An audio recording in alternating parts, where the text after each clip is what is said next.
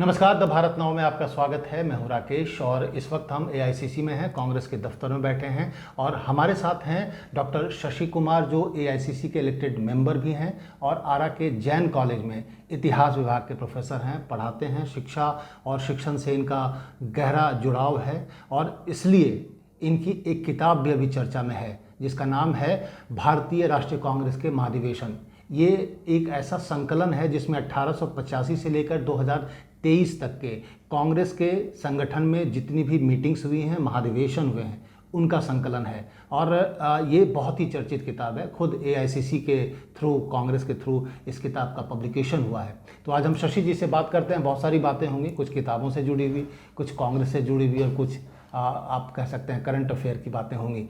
तो शशि जी, आपका स्वागत है हमारे चैनल में। और ये किताब, सबसे पहले हम ये जानना चाहेंगे, ये जो किताब है भारतीय राष्ट्रीय कांग्रेस के महाधिवेशन 1885 से 2023 तक का ये संकलन है। तो इस तरीके का संकलन का विचार, मतलब आर्टिकल लिखना, किसी व्यक्ति विशेष पर किताब लिखना, लेकिन इस संकलन का आपका ख्याल कैसे आया?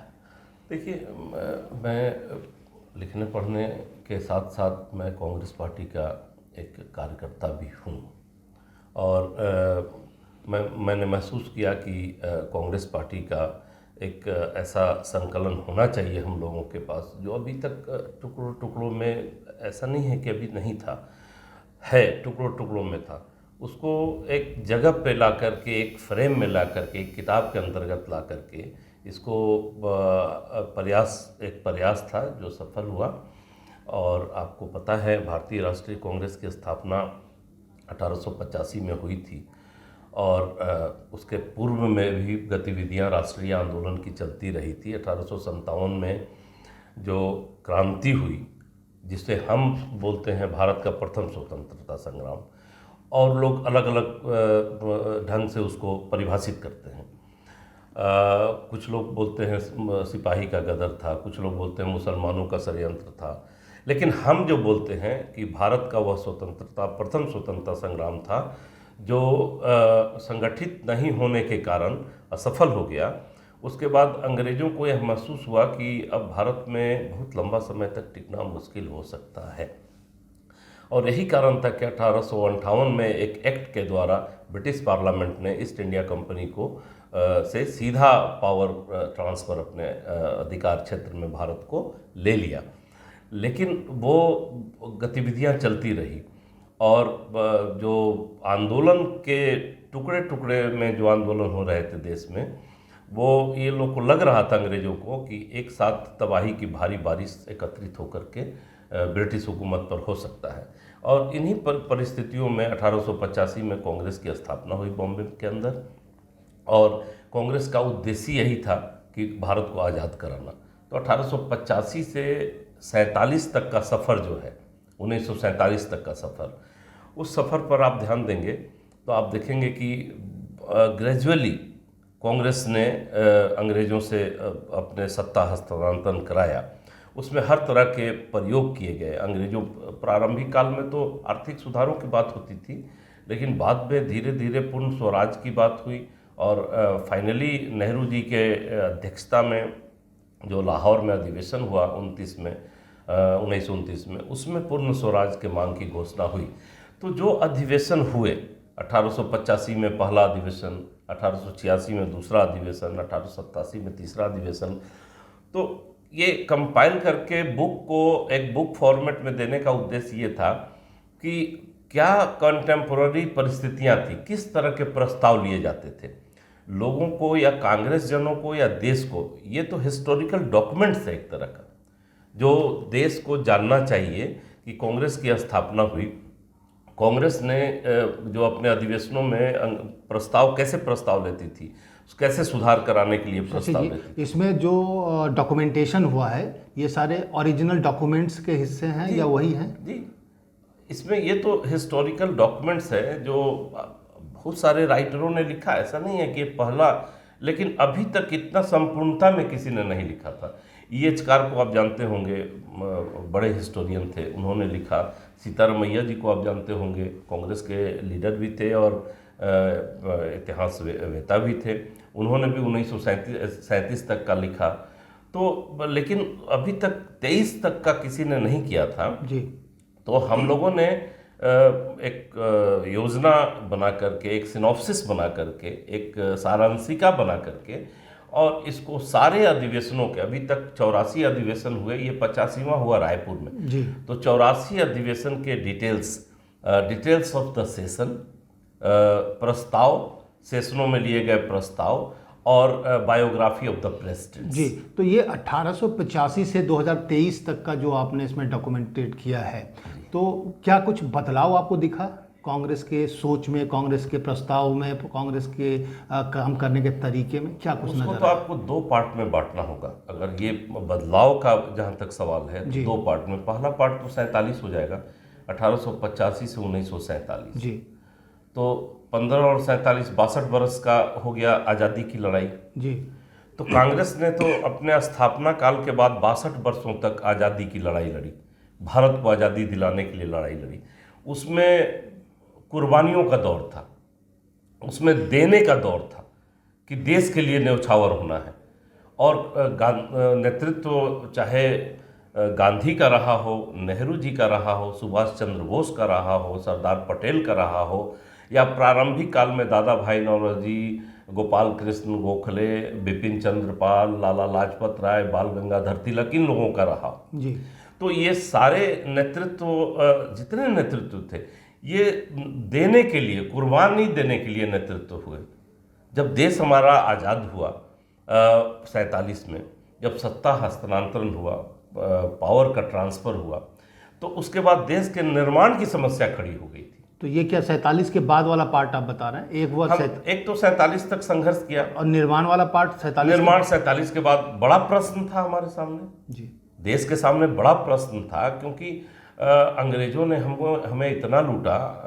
हम लोग पढ़ते हैं तो कई ऐसे चैप्टर्स देखने को मिलते हैं कि इन लोगों ने हमारी अच्छी अच्छी, जो सोना गहना चांदी रुपया तो ले ही गए, सोने की चिड़िया को, हमारे जो अच्छे क्वालिटी के मार्बल्स और ईंट जो थे वहाँ, उसको भी समुद्री जहाज़ों से ढो दिया था। हमारे पास कुछ था नहीं। ये दुनिया जानती है कि हमारे पास सुई बनाने की भी कारखाना नहीं था 47 में। और उस 47 के बाद हमको भारत का नवनिर्माण करना था। ये जिम्मेवारी पंडित जवाहरलाल नेहरू पर थी, क्योंकि वो देश के प्रधानमंत्री बने थे। जवाहरलाल नेहरू इतने सुलझे हुए व्यक्ति थे कि उन्होंने एक नेशनल गवर्नमेंट का फॉर्मूला लाया अंदर अंदर, कि हम सिर्फ कांग्रेस को नहीं, तो आप देखिए अंबेडकर कांग्रेस से इत्तेफाक नहीं रखते थे, मिनिस्टर बने। श्यामा प्रसाद मुखर्जी का बैकग्राउंड आप जानते हैं, वो मंत्री बने। ऐसे लोग भी मंत्री बने जो जिनकी उपयोगिता राष्ट्र के विकास में लेना चाहते थे जवाहरलाल नेहरू जी। और खुद की कुर्बानी, खुद का उन्होंने जो उनका था पंचवर्षीय योजना के तहत वो देश का विकास करना चाहते थे। अब पंचवर्षीय योजना बनाने के लिए पैसे तो चाहिए होंगे, तो उद्योगपतियों से, भारत के जो उद्योगपति थे, बिरला जी, जमनालाल बजाज और लोग थे, सबसे अपील किया, सबने कुछ न कुछ दिया। लेकिन उस पैमाने पर नेहरू जी के पास 200 करोड़ की संपत्ति थी उस समय। और ये संपत्ति रिकॉर्ड्स में आप देख सकते हैं, आपको गूगल में भी मिल जाएंगे, और संपत्ति रिकॉर्ड्स, भारत सरकार के संपत्ति रिकॉर्ड्स में मिल जाएंगे। उन्होंने 98%, 196 करोड़ पंचवर्षीय योजना में देश के लिए अपना दान कर दिया। और उस पंचवर्षीय योजना को बना करके देश के विकास का रफ्तार शुरू हुआ। देश विकास किया, देश का विकास होते गया। लेकिन अगर भवन निर्माण हुआ है तो उसके नींव में जो ईंट लगे हैं, उन ईंटों को देखे बिना, उन ईंटों को जाने बिना आप असल विकास की प्रक्रिया को समझ नहीं सकते हैं कि कैसे इस देश का विकास हुआ। कई इंस्टांस मिलेंगे आपको कि पंडित नेहरू ने एक बार 2 चेक काट दिया संजय गांधी और राजीव गांधी के नाम पर 25-25 हज़ार का। अब पंडित नेहरू ने ही शुरू किया था राष्ट्रीय बचत योजना, नेशनल सेविंग स्कीम भारत सरकार ने शुरू किया था। तो उन्होंने मथाई को, उनके जो पीएस थे, मथाई को दिया कि ये 25-25 हज़ार रुपया आप ये चेक आप जमा करा दीजिए। मथाई ने किसी कारण से नहीं जमा कराया।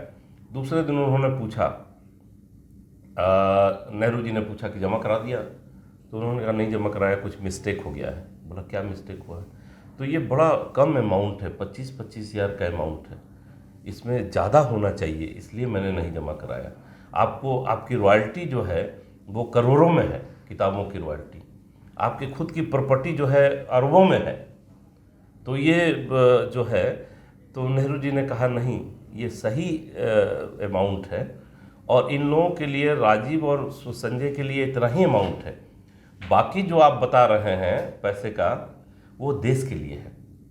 अच्छा। ये हाइट था कि ये इन लोगों के लिए इतना ही है, वो देश के लिए है। और आपको पता होगा, या पढ़े होंगे, देखते होंगे या सुने होंगे कि नेहरू रिफ्यूजीज कॉलोनी में रोज जाते थे।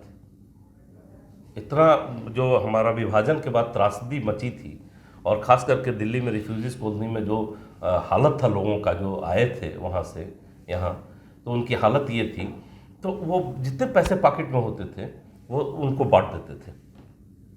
बाद में तंग आकर के मथाई ने खुद लिखा है, उनके पीएस ने, कि उसने नेहरू के पॉकेट में पैसे रखने बंद कर दिए। जब पैसे रखने बंद कर दिए तो नेहरू ने अपने अधीनस्थ कर्मचारियों, जो उनके साथ कर्मचारी थे, उनके ओएसडी पीएस, उन लोगों से पैसे मांगते थे, सिक्योरिटी से पैसे मांगते थे, और वो देते थे, शाम को आकर के उनको लौटाते थे। तो देश का निर्माण ऐसे नहीं होता है, सिर्फ भाषणों से इस देश का निर्माण नहीं हुआ है। इस देश के निर्माण में एक तो स्वतंत्रता सेनानियों ने आज़ादी दिलाने में अपना लाखों के संख्या में कुर्बानियाँ दी है, और आज़ादी के बाद अपना सब कुछ देना पड़ा। 62 के चाइना वार में क्या हुआ? पैसे नहीं थे, लड़ाई लड़नी थी, नेहरू जी ने अपील किया। पहला व्यक्ति कौन था? इंदिरा गांधी, जिन्होंने अपना सारा गहना, जितने उनके पास गहने थे, पहला महिला, देश की पहली महिला ने वो दान कर दिया। उसके बाद पूरे देश से उनको, महिलाओं ने अपने घरों से, क्या गांव, क्या शहर, क्या कस्बे, क्या गरीब, क्या अमीर, सब लोगों ने। तो नेहरू का हाइट था, नेहरू को देश बहुत प्रेम करता था, देश बहुत मानता था। लेकिन शशि जी, जो आपके पब्लिकेशंस मैंने देखे हैं, राजीव गांधी पर आपका काम ज़्यादा है। आप मतलब इंस्पायर्ड लग रहे हैं, क्योंकि बहुत ज़्यादा काम आपने सही है। राजीव गांधी से मैं प्रभावित रहा अपने छात्र जीवन से ही।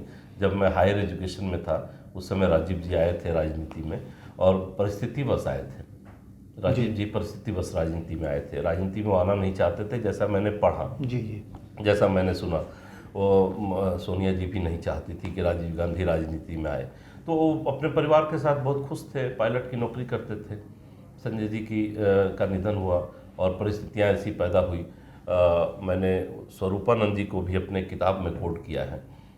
शंकराचार्य स्वामी स्वरूपानंद जी ने इंदिरा जी को मिलने आए थे शिष्टाचार बस, और संतावना देने के लिए। तो उन्होंने कहा था कि राजीव को अब राजनीति में आ जाना चाहिए। तो इंदिरा जी को थोड़ा अटपटा लगा कि ये कह रहे हैं, और उन्होंने यह भी कहा था कि राजीव के पास टाइम कम है। वो उनकी भविष्यवाणी 6 वर्ष बाद सत्य साबित हुई। राजीव गांधी नहीं, तो राजीव गांधी जैसे पढ़े लिखे सुलझे व्यक्ति का प्रधानमंत्री बनना, ये अच्छा था नहीं, या उनके लिए, उनके करियर के लिए बुरा था? नहीं, उनके करियर के लिए अच्छा था, बुरा था, प्रश्न ये नहीं है। प्रश्न ये है कि देश के लिए आप क्या दे सकते हैं। आप अपना करियर तो कर सकते हैं, पढ़ लिख करके मैं भी अपना करियर चला रहा हूँ, मगर आज देश के लिए, समाज के लिए आप क्या कर सकते हैं? यही बात जो आप कह रहे हैं, इंदिरा जी ने कहा था स्वरूपानंद जी को कि राजीव को अगर राजनीति में आएगा राजीव, तो इसका भरण पोषण कैसे चलेगा, इसका परिवार कैसे चलेगा? मेरे पास तो इतने पैसे भी नहीं है कि मैं इसका परिवार चला सकूं। तो स्वरूपानंद जी ने यह भी कहा था इंदिरा गांधी को कि जो लोग समाज के लिए समर्पित होते हैं, जो लोग देश के लिए समर्पित होते हैं, वो असल में वो देश और समाज के लिए समर्पित नहीं होते हैं, वो ईश्वर के प्रति समर्पित होते हैं। और राजीव का भरण पोषण कैसे होगा, इसकी चिंता छोड़ दो, क्योंकि यह जब समाज के लिए समर्पित होगा राजीव गांधी, तो ईश्वर इसका भरण पोषण और इसके परिवार का देखभाल करेंगे। तो इस परिस्थिति में राजीव गांधी राजनीति में आए थे। आज के लोग चीज़ों को पढ़ते नहीं हैं, गहराई में नहीं जाते हैं, तो इसलिए समझते भी नहीं हैं। आज की राजनीति जिस ढंग की हो गई है, तो संवेदना कहाँ से आएगी? जब तक किसी व्यक्ति में संवेदना नहीं होगी तो वह व्यक्ति निश्चल हो ही नहीं सकता है, वह स्वार्थी होगा। और जब संवेदना होगी, वह व्यक्ति चाहे कोई काम करता हो, चाहे वो झाड़ू लगाता हो, चाहे वो पान बेचता हो, चाहे चाय बेचता हो, संवेदना होनी चाहिए। लेकिन क्या आज की जो राजनीति का ट्रेंड है उसमें आपको लग रहा है कि संवेदना के लिए कोई जगह बची है? हमको तो नहीं लगता है कि आज की राजनीति में लोग संवेदनशील हैं, क्योंकि राजनीति अब दूसरी हो गई है। राजीव गांधी की राजनीति थी। राजीव गांधी एक बार बोल रहे थे, मुझे अवसर मिला, वो कह रहे थे, नौजवानों से पूछ रहे थे, मैं बैठा हुआ था कि क्या करते हैं, तो कोई नौजवान बोला कि मैं इंजीनियर हूँ, राजनीति करता हूँ, तो उसको पीठ ठोक करके आगे बढ़ाया। फिर किसी ने, एक आध नौजवान ऐसे आए जिन्होंने कहा कि मैं राजनीति करता हूँ, तो उससे राजीव जी दोबारा पूछे क्या करते हैं, तो फिर बोला राजनीति करते हैं। तीसरी बार उन्होंने पूछा कि क्या करते हैं, तो उसके बाद राजीव गांधी का जो रिएक्शन था, बोला बहुत सारे नौजवान मेरे पास आते हैं, मैं उनसे पूछता हूँ कि क्या करते हैं। क्या करने का मतलब कि आपकी रोटी कहाँ से आती है। अगर किसी व्यक्ति की रोटी पान के दुकान से आती है, इंजीनियरिंग से आती है, डॉक्टर है उससे आती है, या किसान है उससे आती है, और तब वो राजनीति करता है, तो वो सही है, देश के लिए करता है। लेकिन अगर रोटी राजनीति से जिसकी आती है, समझ ली कि वो जीवन में कुछ करने लायक नहीं है, और वो राजनीति को भी भ्रष्ट बना देगा। तो इस बार रायपुर में भी आप थे और वहीं ये किताब समर्पित हुई लोगों को, वहाँ पर विमोचन हुआ। तो इस 2023 तक में कितने बदलाव के, मतलब कांग्रेस में कितने बदलाव हो चुके हैं 2023 तक में? कैसा स्वरूप है?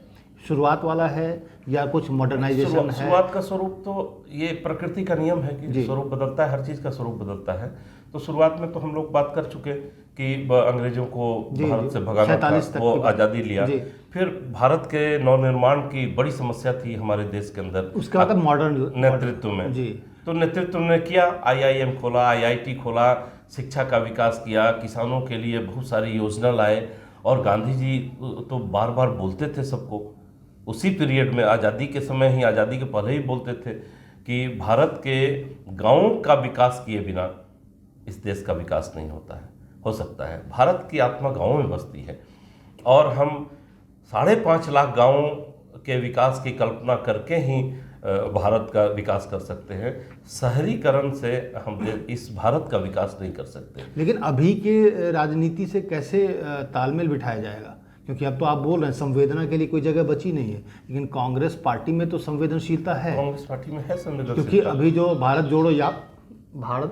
भारत जोड़ो यात्रा हुई, उसमें सबने देखा कि किस तरीके का लगाव है, लोगों से जुड़ाव है, और किस तरीके से लोगों से बातचीत हो रही है, इंटरैक्ट हो रहा है। तो क्या ये वाला फॉर्मेट चलेगा? हम आशान्वित हैं, इसलिए आशान्वित हैं कि इस देश में हमने हजारों साल पूरा, हमारा सदियों का इतिहास है कि सत्य की जीत होती है अंततः। जहाँ सत्य है वहीं ईश्वर है, और वहीं लोग हैं, वहीं विकास है, वहीं नियति वहीं आके रुकती है, सत्य पर आके नियति रुकती है। आप चाहे महाभारत देख लें, रामायण देख लें, या आधुनिक युग का काल देख लें, तो असत्य के बुनियाद पर कभी भी महल नहीं खड़ा हो सकता है। थोड़े देर के लिए आप बादलों से सूरज को ढक सकते हैं, लेकिन सूरज को बादल निगल जाएंगे, ऐसा दुनिया में कभी हुआ नहीं है। तो जो लोग देश के विकास करने का आडंबर रच रहे हैं या बोल रहे हैं, उन लोगों को बहुत जल्द ही इस बात का एहसास हो जाएगा कि वो झूठ के बुनियाद पे लंबा अपना स्वार्थ सिद्धि नहीं कर सकते। शशि जी, आपकी किताब से बातचीत शुरू हुई थी और हम अभी करंट अफेयर पे आ गए।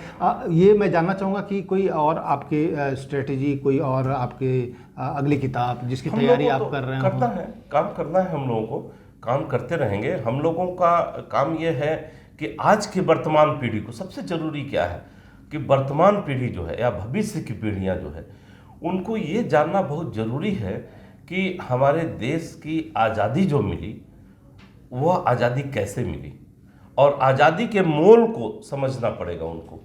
जो देश अपने अतीत को अगर याद नहीं रखता है, वह देश भविष्य का भी अच्छा निर्माण नहीं कर सकता है।